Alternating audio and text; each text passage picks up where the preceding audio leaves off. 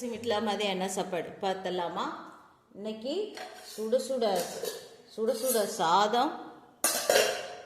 இன்னைக்கு மிளகு ரசம். மாமாவுக்கு எனக்கு காய்ச்ச, அதனால் மிளகு ரசம் சச்சு செம்ம டக்கராக இருக்குங்க. இந்த மிளகு ரசம் க்ளோஸ்அப்பில் காமிச்சிடுறேன், பார்த்துருங்க.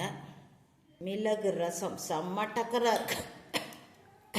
சளி இருமல் இருக்கிறவங்க இந்த ரசத்தை சாப்பிட்லாம். கூடவே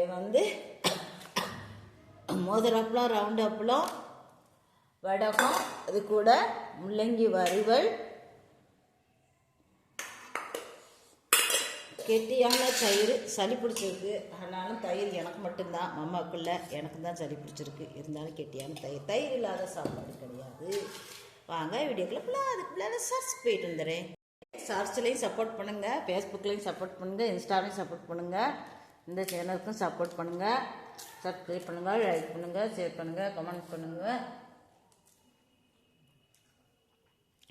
செம்ம. எங்கள் ஊர் மதுரையில் சளி காய்ச்சல் கொடுத்துருந்தா மிளகு ரசத்தை வச்சுருவோம்.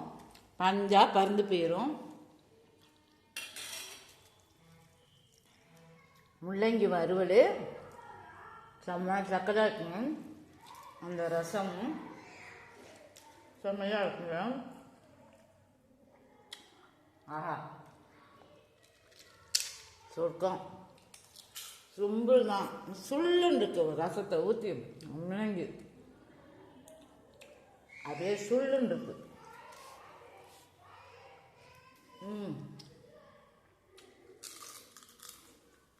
ஆஹா, சொர்க்கம்.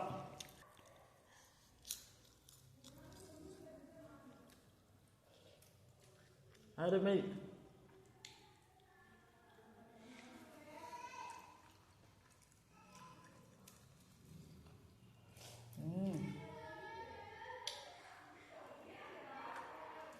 அப்படியே தொண்டையில் பட்டோன்னா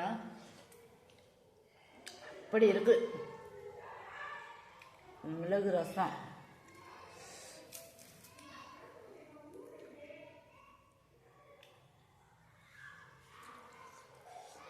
மிளகு ரசத்தை குடிச்சு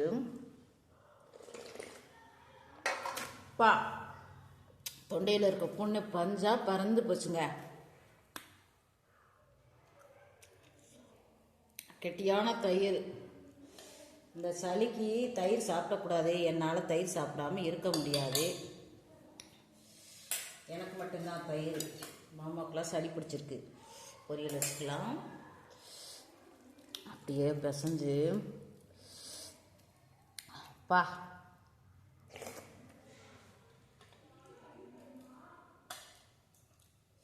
பத்தாது. சொர்க்கம்.